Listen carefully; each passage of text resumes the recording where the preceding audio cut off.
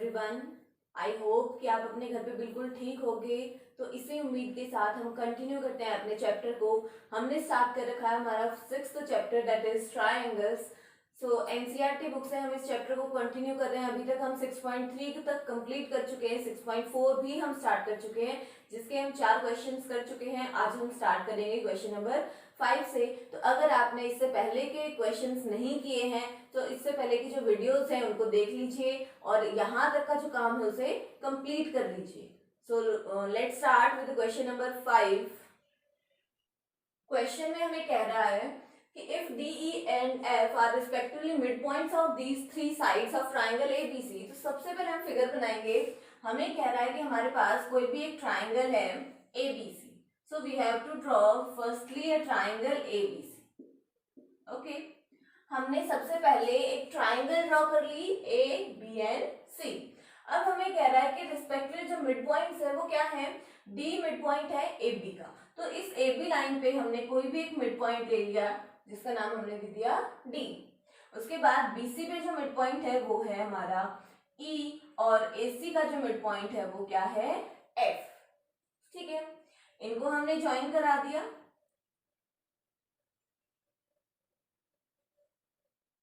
Okay बेटा, अब देखो हमें आगे क्या कह रहा है, find the ratio of triangle DEF and ABC. हमें इन दोनों ट्राइंगल्स के एरिया का रेशियो बताना है। तो हमें ये पता है कि हमने जो अभी तक रेशियो वाली थ्योरम पढ़ी है उसमें जो फर्स्ट जो गिवन कंडीशन होती है वो क्या होती है कि दोनों ट्राइंगल सिमिलर होने चाहिए, यही होती है।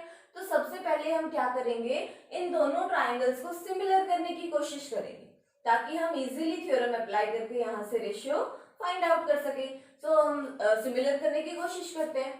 तो सिमिलर करने से पहले ध्यान से देखो, डी मिड पॉइंट है, दैट मीन्स कि ये वाली साइड इसके इक्वल होगी।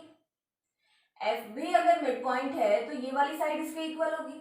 ठीक है, और हमने 9th क्लास में एक थ्योरम पढ़ी है मिड पॉइंट थ्योरम कि अगर हम ट्राइंगल की दो साइड्स के मिड पॉइंट्स को ज्वाइन करें तो वो थर्ड साइड के पैरेलल होते हैं। ठीक है, ये चीज हमने थ्योरम में पढ़ी है। तो हम यहां से लिखेंगे as AD is equal to BD and AF is equal to CF।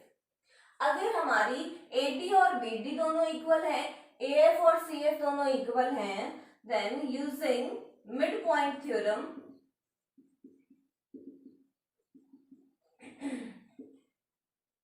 क्या कहती है mid point theorem, DF is parallel to BC, DF is parallel to BC। ठीक है, अब देखो सेम चीज यहाँ पे भी हम अप्लाई कर सकते हैं। ये साइड इसके इक्वल होगी। ठीक है, तो अब हम क्या कर सकते हैं कि ये साइड इसके इक्वल है, ये इसके इक्वल है, दैट मीन्स कि डी लाइन भी एसी के कैसी हो जाएगी, पैरेलल। तो वो चीज भी हम लिख सकते हैं, also AD is equal to BD and BE is equal to CE. Again, using midpoint theorem, मैंने शॉर्ट में लिख दिया, पूरा लिख लेना। midpoint theorem, DE is parallel to AC. अब देखो हमने क्या क्या चीजें प्रूव कर दी हैं। हमने ये प्रूव किया कि ये लाइन इस पूरी लाइन के पैरेलल है। ठीक है, ये लाइन इस पूरी लाइन के पैरेलल है। ध्यान दो मैंने क्या टिक लगाया है, DF is parallel to CE and DE is parallel to CF। सिर्फ अब इसको देखो, DFCE इस वाले पोर्शन को देखो, अपोजिट साइड हमारी पैरेलल आ गई। अगर हमारी अपोजिट साइड्स पैरेलल है दैट मींस तो ये क्या हो जाएगा, पैरेललोग्राम हो जाएगा। ठीक है, पैरेललोग्राम में जो हमारे अपोजिट एंगल्स होते हैं वो इक्वल होते हैं, बिल्कुल होते हैं। तो यही चीज हम लिखेंगे as DF is parallel to CE and DE is parallel to CF। Opposite sides अगर पैरेलल है तो ये क्या बन जाएगा हमारा पैरेललोग्राम। तो कौन सा बनेगा, DFCE। DFCE is a parallelogram। Again ये 11 ग्राम नहीं है, ये पैरेललोग्राम का सिंबल है। ठीक है। अब देखो पैरेललोग्राम है तो अपोजिट एंगल्स इक्वल होंगे, तो ये वाला एंगल हमारा इस एंगल के इक्वल हो जाएगा। ठीक है, एक ही चाहिए हमें, वैसे ये पूरा एंगल भी इसके इक्वल होगा, वो हमें चाहिए नहीं तो हम उसका यूज भी नहीं करेंगे। Angle C is equal to angle FDE, this implies angle C is equal to angle FDE opposite angles of parallelogram. ठीक है, यहां तक सेम ऐसे ही हम इन दोनों एंगल्स को भी इक्वल शो कर सकते हैं और सेम ऐसे ही इन दोनों को भी कर सकते हैं। तो ये चीज हम यहाँ पे सिमिलरली लिख लेंगे, similarly angle A is equal to angle DEF, angle A is equal to angle DEF and angle B is equal to angle DFE, angle B is equal to angle DFE। ठीक है, यहां तक। अब हम दोनों triangles को consider करेंगे। In triangle ABC and triangle DEF, दोनों ट्राइंगल्स हमने ली, हमने देखा कि उनमें तीन एंगल्स इक्वल हैं, जैसे angle A is equal to angle DEF, angle B is equal to angle DFE, angle C is equal to FDE, all are proved above. ठीक है बेटा, अब देखो किन्हीं ट्राइंगल्स के अगर सारे ही एंगल्स इक्वल है दैट मींस कि वो सिमिलर हैं, तो हम इनको सिमिलर कर देंगे, नाम लिखेंगे। एक का हमने नाम फिक्स कर दिया ABC का, दूसरी ट्राइंगल का नाम लिखेंगे। तो एंगल A किसके इक्वल है? E के। ठीक है, B किसके इक्वल है? F के, C किसके इक्वल है? D के। ठीक है, और क्राइटेरिया कौन सा अप्लाई होगा यहाँ पे? AAA criteria. ठीक है बेटा, दोनों ट्राइंगल्स हमारी सिमिलर आ गई। अगर हमारी ट्राइंगल सिमिलर है दैट मींस कि एरिया का रेशियो साइड्स के रेशियो के स्क्वायर के इक्वल होगा अकॉर्डिंग टू अवर थ्योरम। तो क्या आ जाएगा यहाँ से? Area of ABC upon area of EFD is equal to starting की दो साइड दैट मींस AB और यहां से EF, next BC upon FD, next AC upon EB का होल स्क्वायर। अब आप इन सब में से कोई भी एक रेशियो को चूज कर लो, वहां से हमारे एरिया का रेशियो आ जाएगा। कैसे? AB अपॉन EF देखेंगे अगर हम AB कंप्लीट साइड है, ठीक है, EF ये साइड है। जो हमारी मिड पॉइंट थ्योरम हमने अप्लाई की वो ये साइड को इक्वल करने के साथ साथ ये चीज भी बोलती है कि EF is half of AB, कहती है ये चीज। तो EF is half of AB, तो अगर हम 2 को इधर ले जाएं तो ये हो जाएगा 2EF, तो हम यहाँ पे इसको रिप्लेस कर सकते हैं 2EF अपॉन EF का होल स्क्वायर। सो EF से EF कैंसिल, 2 का स्क्वायर कितना हो जाएगा? 4। सो हमारा जो रेशियो है वो कितना आएगा? 4:1।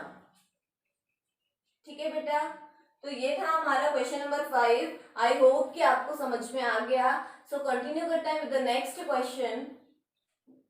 क्वेश्चन में कह रहा है कि prove that the ratio of areas of two similar triangles is equal to square of corresponding medians. Theorem को ही कंटिन्यू करवा रहा है। थ्योरम में हमने पढ़ा कि एरिया का रेशियो साइड्स के रेशियो के स्क्वायर पे इक्वल होता है। अब इसने साइड्स की जगह पे किसका नाम दे दिया? मीडियन का। ठीक है, तो हम मीडियन ले लेंगे, यहाँ पे कोई प्रॉब्लम नहीं है। ABC यहां से हमने ले लिया PQR। ठीक है, इसमें जो मीडियन है उसको हमने नाम दे दिया AD और इसमें जो मीडियन है उसको हमने नाम दे दिया PS। ठीक है, मीडियन की प्रॉपर्टी रिवाइज करवा देती हूँ एक बार। मीडियन की प्रॉपर्टीज क्या कहती है हमें कि जिस साइड के ऊपर ड्रॉ किया गया है उस साइड को 2 इक्वल पार्ट्स में डिवाइड करता है, जिस एंगल से ड्रॉ हुआ है उसको भी 2 इक्वल पार्ट्स में डिवाइड करता है, और जो ट्राइंगल बनी है दोनों उनका भी एरिया इक्वल होता है। ठीक है, अब देखो क्वेश्चन में कह रहा है कि दोनों ट्राइंगल्स है वो हमारी सिमिलर है। ये तो है हमारी गिवन कंडीशन। तो जो गिवन कंडीशन है वो है triangle ABC is similar to triangle PQR। ठीक है बेटा, ट्राइंगल्स अगर हमारी सिमिलर हैं दैट मीन्स कि इनकी करस्पॉन्डिंग जो पार्ट्स हैं वो भी इक्वल होंगे, एंगल्स इक्वल होंगे, साइड्स का रेशियो भी इक्वल होगा। तो वो चीज हम यहाँ से लिख लेते हैं, angle A is equal to angle P, angle B is equal to angle Q, angle C is equal to angle R। ठीक है, साइड्स का रेशियो भी इसी मैनर में इक्वल होगा, AP upon PQ is equal to BC upon QR is equal to AC upon PR। ठीक है, ये चीज आगे गिवन से। अब हमें जो चीज प्रूव करनी है वो क्या करना है कि एरिया का ratio, that means area of ABC upon area of PQR is equal to median का रेशियो। मीडियन क्या है, AD अपॉन PS और इसका होल स्क्वायर। ठीक है, ये चीज हमें प्रूव करनी है। तो इसी तरीके का रिलेटेड क्वेश्चन हम लोग ऑलरेडी 6.3 में कर चुके हैं, 12th 14 16 जो हमारे 3 सिमिलर क्वेश्चन थे उस एक्सरसाइज में हम कर चुके हैं। फिर भी अभी हम इसको दोबारा से कंटिन्यू करेंगे। तो क्या कह रहा है हमें, ABC and PQ are both similar triangles. ठीक है, तो इसी की कंडीशंस का यूज करके हम इन दो छोटे ट्राइंगल्स को भी सिमिलर करेंगे। कैसे, हमने ली triangle ABD and PQS। In triangle ABD and triangle PQS, first thing is angle B जो है वो हमारा एंगल Q के इक्वल है। Angle B is equal to angle Q given. ठीक है, उसके अलावा हमें रेशियो सेम दे रखा है, ये रहा। तो AB अपॉन में PQ है, इसको हमने एज इट इज रखा। BC अपॉन QR को अगर मैं हाफ कर लूं तो कोई प्रॉब्लम है नहीं है, half of BC and half of QR। Half of BC means BC का हाफ क्या हो जाएगा, BD या फिर CD, तो हम क्या ले लेंगे, BD। हाफ ऑफ QR क्या हो जाएगा, QS। ठीक है, ये रेशियो हम यहाँ पे यूज कर लेंगे। AB upon PQ is equal to BD upon QS। अब देखो ध्यान से, दो साइड्स का रेशियो सेम है, बीच में एक एंगल सेम है, that means both the triangles are similar. So triangle ABD is similar to triangle PQS by SAS criteria। ठीक है, दोनों ट्राइंगल्स हमारी सिमिलर हो गई, तो करस्पॉन्डिंग पार्ट्स का जो रेशियो है वो भी कैसा हो जाएगा, equal. So AB upon PQ is equal to BD upon QS is equal to AD upon PS। अब हम एरिया की थ्योरम अप्लाई करेंगे। According to the area theorem, area of ABC upon area of PQR is equal to corresponding sides का ratio, AB upon PQ का whole square, BC upon QR का whole square, AC upon PR का whole square according to the theorem. ठीक है, अब देखो AB upon PQ को हम AD अपॉन PS के इक्वल शो कर चुके हैं, तो AD अपॉन PQ की जगह पे हम AD अपॉन PS रिप्लेस भी कर सकते हैं, तो रिप्लेस कर देंगे।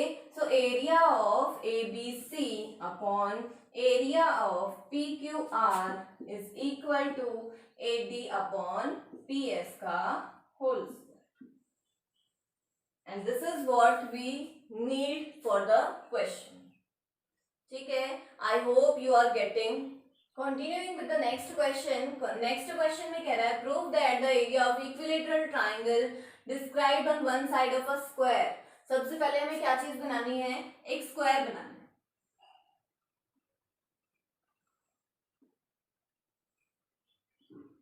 मान लीजिए कि एक स्क्वायर है।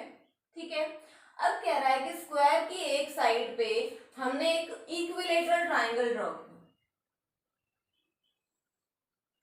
तो ये हमने एक इक्विलेटरल ट्राइंगल ड्रॉ कर ली।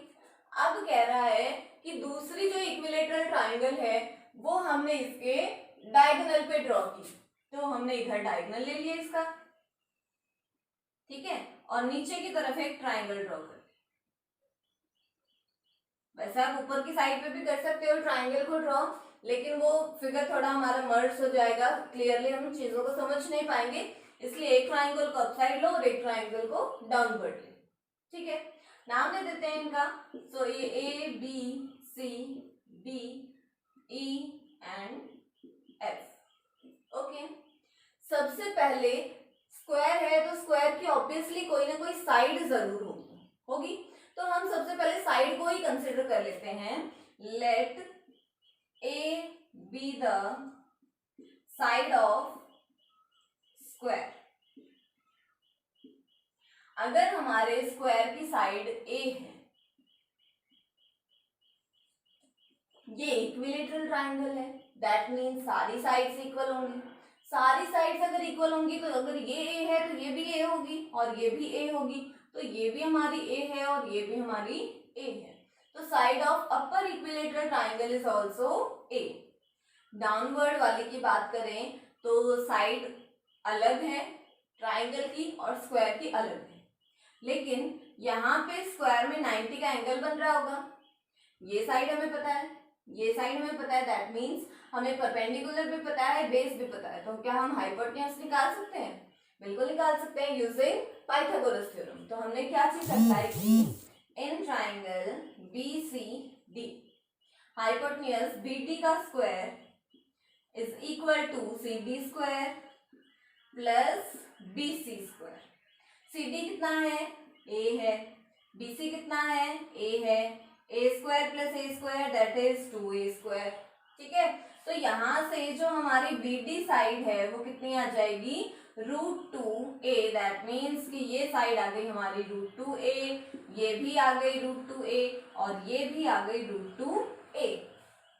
तो जो ट्राइंगल हमने साइड पे बनाई थी उसकी तीनों साइड आ गई हैं A, और जो डायगोनल पे बनाई थी उसकी तीनों साइड्स आ गई हैं √2A। ठीक है, अब एक और चीज, ये भी एक इक्विलेटरल ट्राइंगल है, ये भी एक इक्विलेटरल ट्राइंगल है, और सारी की सारी जो इक्विलेटरल ट्राइंगल है उनके सारे एंगल 60 के होंगे। दैट मीन्स कि both the triangles are similar. तो हम लिख देंगे triangle ABF is similar to triangle BDE. Both are equilateral triangles.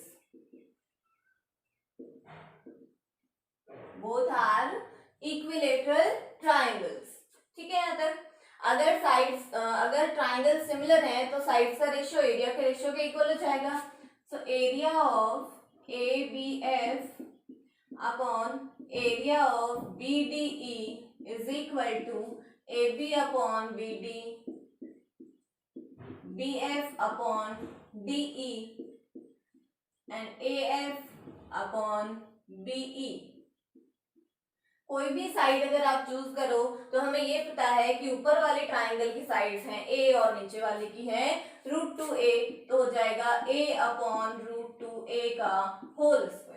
A से A हमारा कैंसिल आउट हो जाएगा, √2 का स्क्वायर हो जाएगा 2, सो 1/2 क्रॉस मल्टीप्लाई किया, so triangle ABC is equal to half of area of triangle BDE and this is what we have to prove। ठीक है, इजी सा क्वेश्चन है। आई होप कि आपको समझ में आ गया होगा। अगर नहीं आया तो आप उनसे मैसेज करके भी पूछ सकते हैं। एक्सरसाइज में हमें एमसीक्यू क्वेश्चन गिवन है, तो क्वेश्चन में कह रहा है ABC एंड BDE are two equilateral triangles. तो हम पहले ट्राइंगल बना लेंगे। ये हमारी ABC कोई भी ट्राइंगल है, इस पे मिड पॉइंट हमें दे रखा है D, और कह रहा है BDE कोई दूसरी ट्राइंगल है, BD और E हम डाउनवर्ड ले लेते हैं। So this is our equilateral triangle. Both are equilateral, so both the triangles are similar also. So triangle ABC is similar to triangle BDE. ठीक है, अब देखो कि ABC ट्राइंगल और BDE अगर दोनों सिमिलर हैं तो एरिया का रेशियो भी इसी तरीके से होगा, ABC अपॉन BDE। अब हमें ये पता है अगर दोनों ही ट्राइंगल सिमिलर हैं, इक्विलेटरल है, तो इनकी साइड्स तो इक्वल होंगी, तो हम कोई भी साइड ले लें। तो अब देखो एक बार हमने ले ली BC साइड और इधर से हमने ले ली BD, BC अपॉन BD का whole square. D is the mid point, D mid point है, इसका मतलब जो BD है वो हाफ ऑफ BC होगी, BD is half of BC, या फिर हम कहें BC जो है वो ट्वाइस ऑफ BD होगी। तो ये कंडीशन हम यहाँ पे अप्लाई करेंगे, twice of BD upon BD and इसका होल स्क्वायर। BD से BD हो जाएगा हमारा कैंसिल, क्या हो जाएगा ये 4:1। ठीक है, बहुत ही छोटा सा क्वेश्चन था। एक और एमसीक्यू इसमें गिवन है तो हम कंटिन्यू करते हैं लास्ट क्वेश्चन से। तो लास्ट क्वेश्चन में कह रहा है sides of two similar triangles are in the ratio 4:9। कोई भी दो सिमिलर ट्राइंगल है जिनकी साइड्स का जो रेशियो है, इक्विलेटरल ट्राइंगल है तो सभी साइड सेम होंगी, साइड्स का रेशियो 4:9 है, एरिया का रेशियो बताना है। तो हमें ये पता है कि भैया जब हम एरिया ऑफ ABC और PQR लेते हैं और हमारी दोनों ही ट्राइंगल्स कैसी हैं, इक्विलेटरल, तो हम ऊपर से कोई भी एक साइड ले सकते हैं, side of triangle ABC upon side of triangle PQR और इसका होल स्क्वायर। साइड्स का रेशियो हमें दे रखा है 4:9, इसका कर देंगे स्क्वायर, तो 4 का स्क्वायर 16, 9 का स्क्वायर 81, तो हमारा एरिया का रेशियो आ जाएगा 16:81। तो इसी के साथ हमारी जो एक्सरसाइज है वो कंप्लीट हो चुकी है। अब तक अगर आपको कोई भी चीज ऐसी हो जो नहीं समझ में आई हो पूरे चैप्टर में से भी, तो आप मुझसे मैसेज करके या फिर कमेंट सेक्शन में उस चीज को पूछ सकते हो। और keep watching, stay safe, stay healthy, stay home. Thank you so much for watching.